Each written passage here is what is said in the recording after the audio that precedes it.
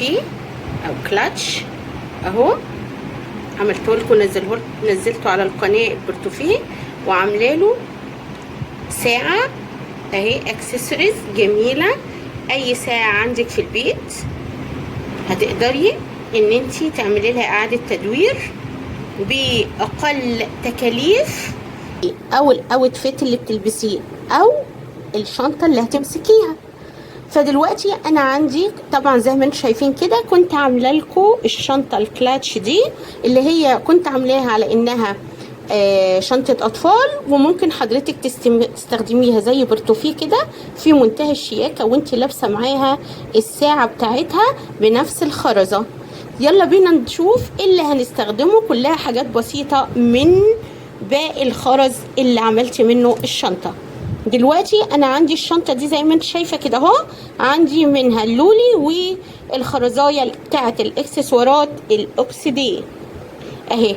معايا الخرز الاوكسيدي اللي هو باقي من الشنطه، ومعايا لولي بس بحجم اصغر من اللولايه دي لانها دي لعميله، والعميله ايديها رفيعه شويه فمش هينفع اعمل لها خرزايه كبيره. وطبعا زي ما انتم عارفين حلقتين، وعايزه اقول لكم ان انا الحلقات دي دهب صيني عشان انا ما بحبش استخدم الاكسسوارات الجولد من الخامات العاديه. وده ستوبر، وده استوبر. يعني استوبر يعني الغطا بتاع سوري غطا الاستوبر، ده الغطا بتاع الاستوبر اللي انا بقفل عليه بالخيط واعلق فيه الحلقه، وهنشوف دلوقتي مع بعض.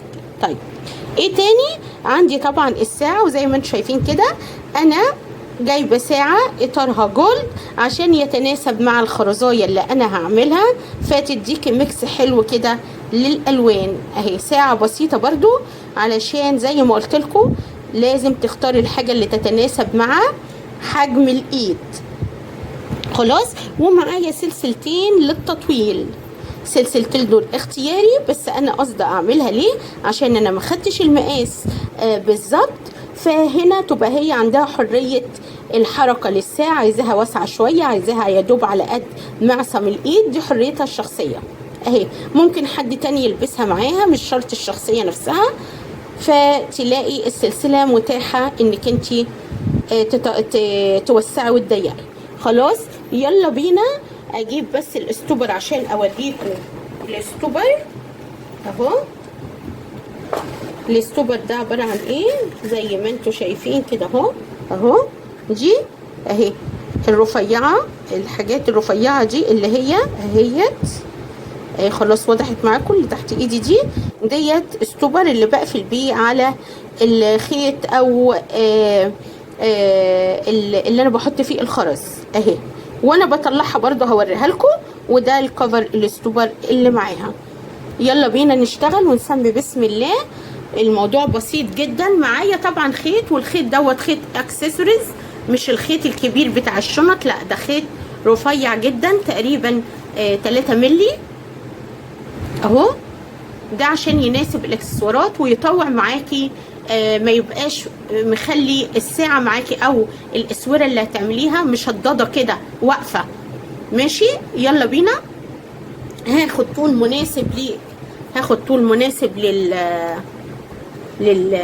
للي انا عايزاه اهو، طول مناسب. طبعا ما ننساش معانا القصافه زي ما قلت لكم، والبرامه اللي بنشد بيها، وديت زي ما انت شايفه كده مبططه عشان اقرص بيها على الاستوبر اللي انا هقفل بيه او اقفل على القفل يعني. خلاص. هنا هاخد لكل جنب قطعتين، لكل جنب قطعتين مناسبين للخيط علشان ابتدي اهو. المقاسات بقيسها قد بعض واروح قطعه الخيط. تمام. نركن بقى حاجتنا على جنب كده ونسمي بسم الله ونبتدي نشتغل. ومن فضلكم عشان بنسى، من فضلكم ما تنسوش تدعموا الفيديو. يعني ايه؟ يعني لايك جميل كده اهوت وكومنت حلو منكم ان شاء الله علشان يوصل للكل. ويا ريت نفعل زر الجرس، واللي مشتركش في القناه يشترك من فضلكم، هتستفادوا كتير قوي اهو. انا جبت اهو ده الساعة زي ما انت شايفة بالاطار بتاعها اهو، وهنا اهو السوستة بتاعتها زي ما هي بس ناقصها الاستيك اللي انا هعمل بديله. خلاص. وجبت الخيط دخلته في تحت السوستة اهو، طرفين الخيط قسمت الخيط بالنص وهبتدي اربط. ودي طريقة وليست الطريقة الوحيدة، دي طريقة ودي بترجع لحضراتكم اهي، دي طريقة. تمام تمام. هجيب اهو. خلاص. هبتدي بقى احط الخرزايه. هعمل الخرزايه عباره عن ايه؟ عباره عن خزف. هعمل خرزايه عباره عن خزف. هخلي ممكن ابتدي باللولايه اهو. هدخل طرفين الخيط دول كده اهو، طرفين الخيط زي ما انتوا شايفين كده اهو، لولايه اقفل عليها كده اهو زي ما انتوا شايفين، واروح جايبه ذوقك بقى انت وذوقك، بس انا بوريك الديزاين اللي انا هعمله. واروح جايبه واحده خزف واخلي الاكسديه من جوه اهي، دخلت الخرزه الخزف بالاكسديه من جوه اهي، وواحده تانيه لولي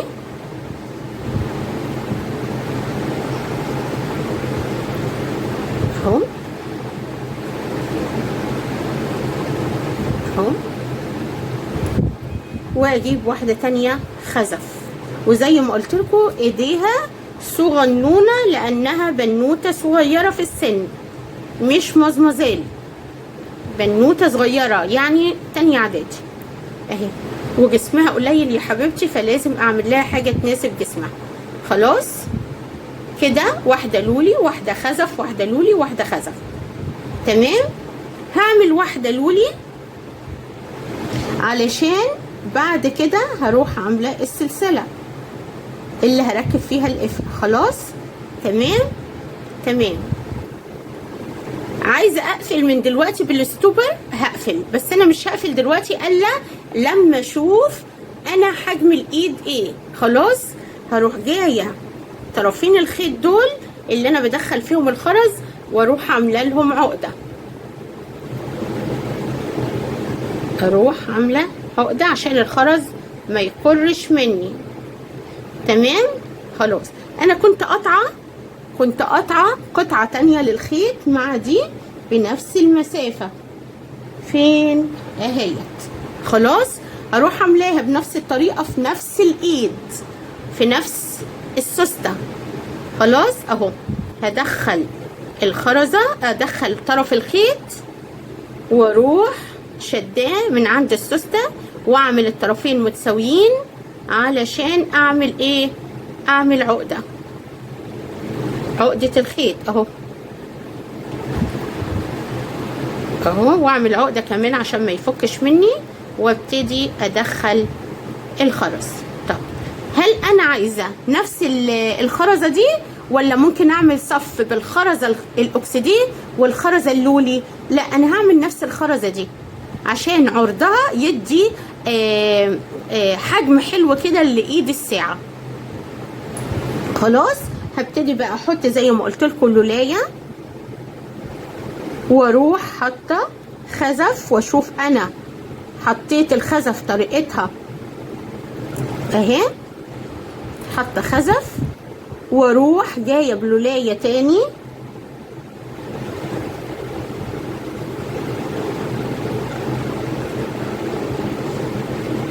واروح حاطه طرفين الخيط في اللولايه التانيه، واروح حاطه برضو واحده من الخزف وابتدي احط لولايه.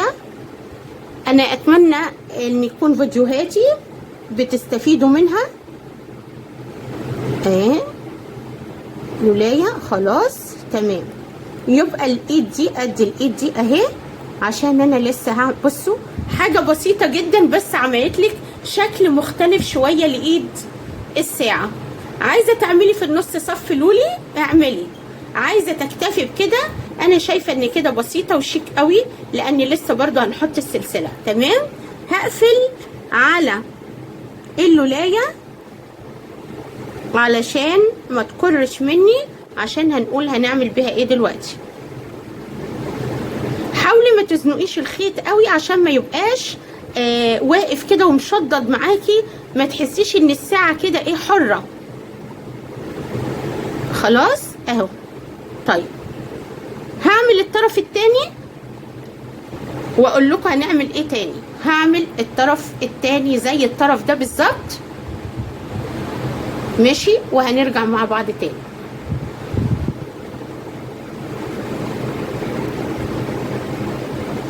اهو ونرجع تاني. الكفر دي بتبقى لبره، الحلقه دي بتبقى لبره عشان اللي هركب فيها الحلقه اللي هركب فيها القفل. خلاص، فانا هدخل الخيط من بره اهو. يلا نشتغل اهو. ده كده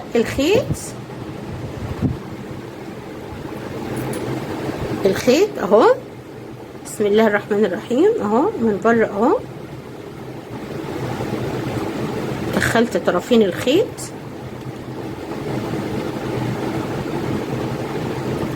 والطرف التاني عشان ده اللي هعمل بيه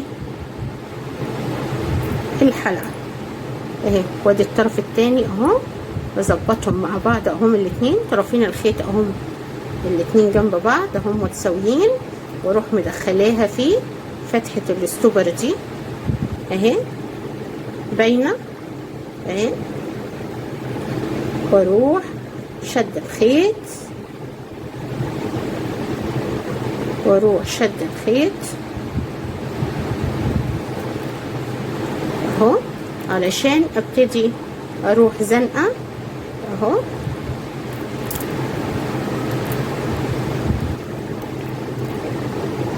عشان هدخل الاستوبر فيه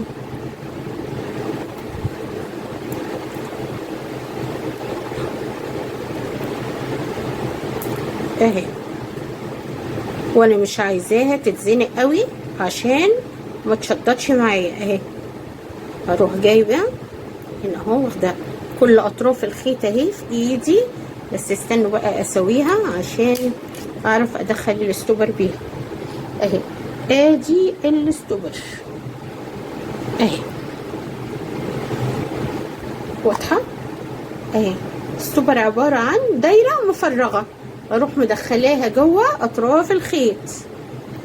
دخلتها جوه اطراف الخيط كلها تمام، واروح جاي اهو، دخلت في اطراف الخيط كلها اهو. اروح جايباها شداها وماسكه الخيط بايدي حلو قوي عشان اطمن انه ما يتقطعش مني اهو اهو اهي. واروح جايبه البنسه اللي بقفل بيها اهي. دي البنسه اللي بقفل بيها الاستوبر عشان ما يفكش مني. ادخله كده اهي واروح زنقاها تمام. خلاص تاني علشان اتاكد ان هي قافله معايا كويس اهي تمام. واروح جايه الخيط اللي انا عاملاه واروح اقطعه، بس ما اقطعهوش، هقطع الخيط بس مش هقطعه في النهايه. اسيب بس يعني بتاع ايه 2 مللي كده منه عشان لو فك ما تبص مني. خلاص، واروح جايه وقافله الكفر اهو. اقفل الكفر بايدي سهل خالص بسيط ما فيهوش اي حاجه اهو. واروح جايه للحلقه دي، الحلقه اللي هركب فيها القفل بس بعد السلسله اهي. خلاص، واروح اهي واروح مدخلاها في الفتحه بتاعه كفر الاستوبر اهو. السلسله طبعا الطول اللي انا عايزاه، واروح قافله. تعالى اوريكم بنقفل الحلقه ازاي. الحلقه اهي مفتوحه شمال لقدام ولورا مش شمال ويمين، واروح مدخله فيها القفل اهو. والقفل ده برضو دهب صيني عشان ما يأكسدش مع العميل. وبرضو بتخيري العميل على اساس كل ما بترتقي بالخامات بيبقى اسعارها اعلى. شوفيه هو ميوله ايه اهي. نيجي نعمل الايد التانية. يلا هنجيب الاستوبر بس لما نساوي الخيط اللي ما خدش باله من اللي فات اهو يركز مع دي اهي.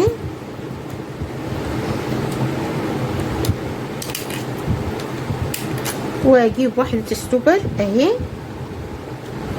ادخل الكفر الاول زي ما قلت لكم.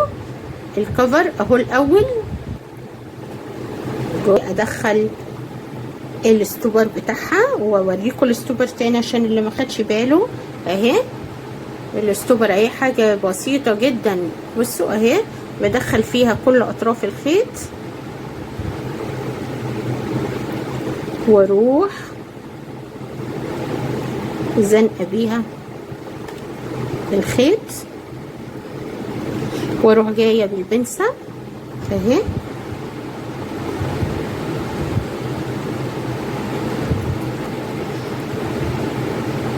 واقفل عليها حلوة قوي عشان اطمن ان انا شغلي تمام، العميل ما ياخدش مني الحاجة ويقول لي دي فكت اهي. واروح جاية زي ما قلت لكم هقطع الخيط بس مش للنهاية، هسيب بتاع 2 مللي تمام. خلاص هقفل الكفر زي ما قلت لكم كده بايدي اهو بسيط، واجيب حلقة واروح فتحاها خلف وامام اهي اهي. شايفين اهي كده اهو كده اهو اهو. واروح جايه حطاها في حلقه الكفر علشان احط السلسله اهي.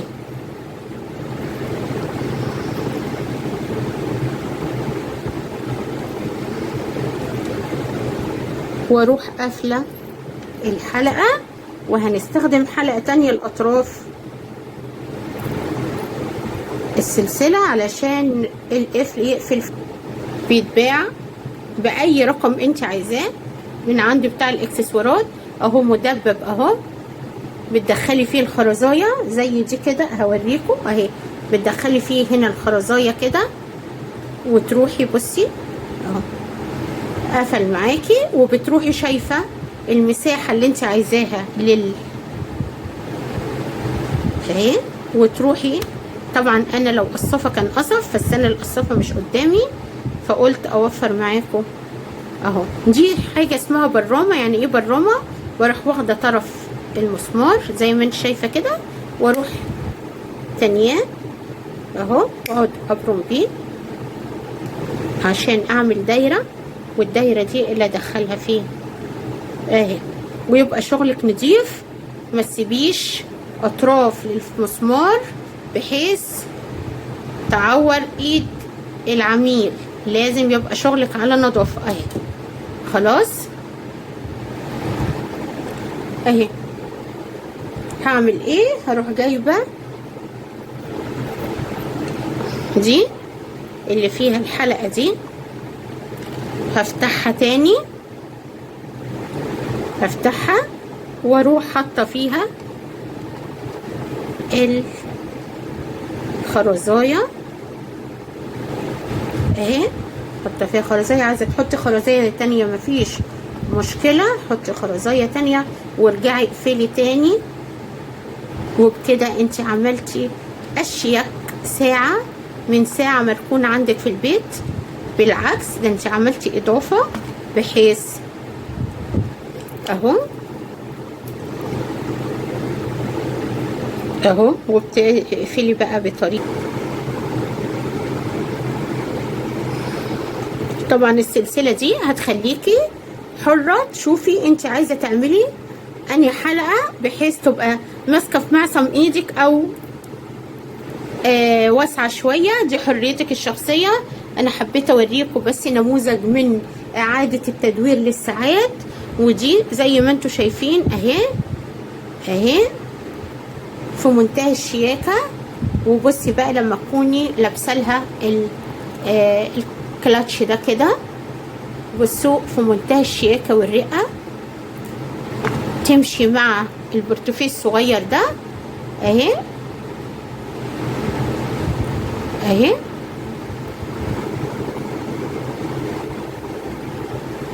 وممكن تمشي مع الشنطة اللولي دي لان برضو فيها ذهبي او جولد او اوكسيديه اهو او نحاسي اهي.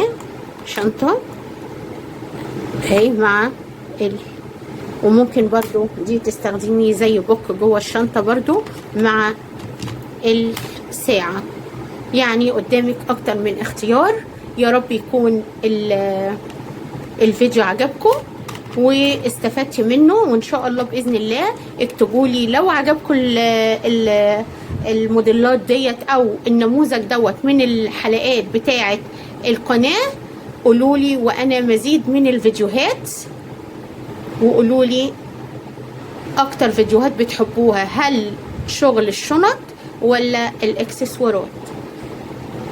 ومن قناتي رنا وخلخال تحياتي، الى فيديو اخر ان شاء الله.